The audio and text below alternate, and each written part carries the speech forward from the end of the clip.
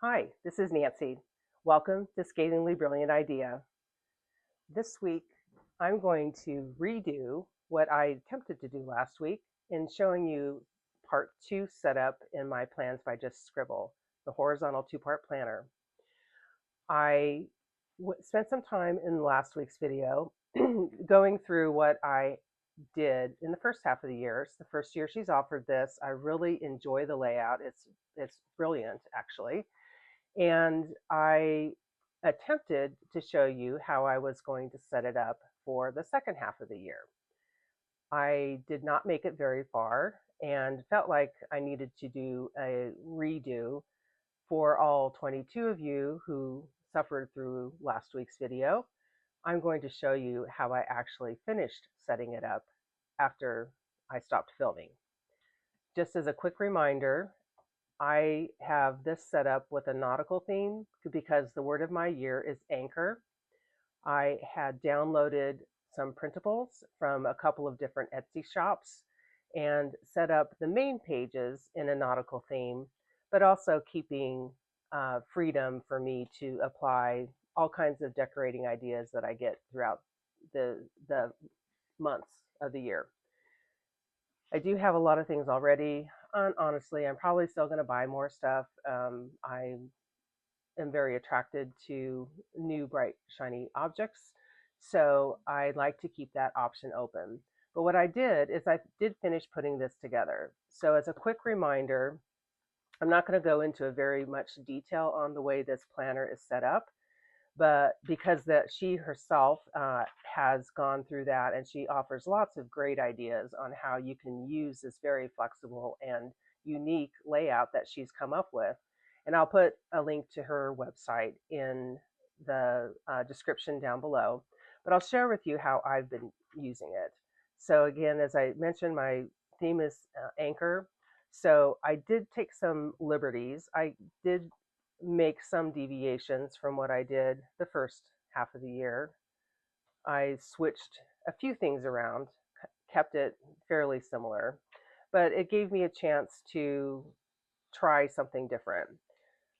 On the intro page here, you'll see I did use a stamp, and this planner, like many other planners this year that use 52 GSM Tomoe River paper, was fraught with inconsistencies.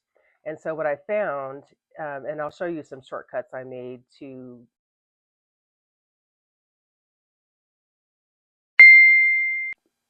or some things I did in order to alleviate some of the issues that I had in this planner. It ended up not being very many pages affected, but the ones that were affected, were noticeable enough for me that I wanted to do something about it. So I'm sure, I hope all of you who do use stamps know about the shortcut trick of using a Tombow.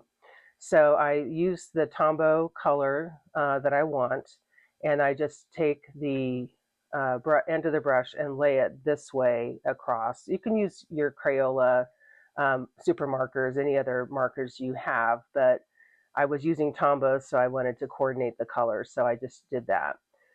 Chalk inks work well too on other papers, but they didn't work real well in this paper. And as you can see, even on this, even with using the Tombow, there's a little bit of ghosting. In the first half, what I had done is I resorted to using washi sticker paper. And so I would stamp the washi sticker paper and then place that on, and then you get absolutely no bleed through, or ghosting rather. I didn't really like the way it looked on the colored paper, but unless I show it to you, you probably can't tell it that well on the plain white paper. I did not do that this time. I just went ahead and stamped it directly. So in her planner, she has these months that you can set up. I didn't really have a great use for that in the first half, but I've got some ideas on how I'm going to switch that up this half. And then you go into the 2025 year, where you can place your goals for the year. And then she has this 8-box spread that I am using to mimic the Moxie Life goals. So I tried to match the colors and the categories that Moxie Life has, and I'm going to be completing those. I'll copy over what was in the annual. I didn't do it yet because it has a lot of personal information on there. I did not want to share with everybody, but I will copy that over from the first half planner. And then there's also a quarterly goal set up.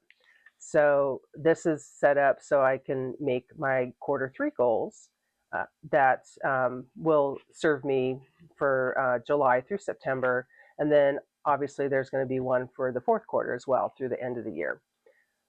I like the fact that she has integrated the calendars, the monthly calendar, with the weeks, and has so many blank pages that are very handy to make this flow very nicely for me.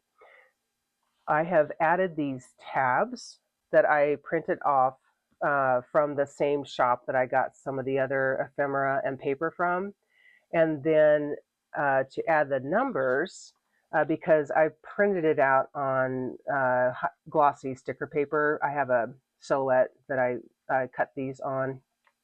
I overlaid them with these Mandy Lim Plans date stickers that I had on hand, and they work pretty well. It's some of them I had to trim or will need to trim because the circle went outside the bound of the edge of the tab. But also, just so you know, Mandy Lim Plans uses the Just Scribble planner herself, and she has designed sticker kits that work beautifully in these books. I'm not a sticker kit person. I like to just do my own thing, but I know that's popular and it's something that a lot of people like to do. So just throwing that out there. So each month then I have these tabs set up in it, and I have put some other things in the forward quarterly calendars that I carried forward from from the first half of the year.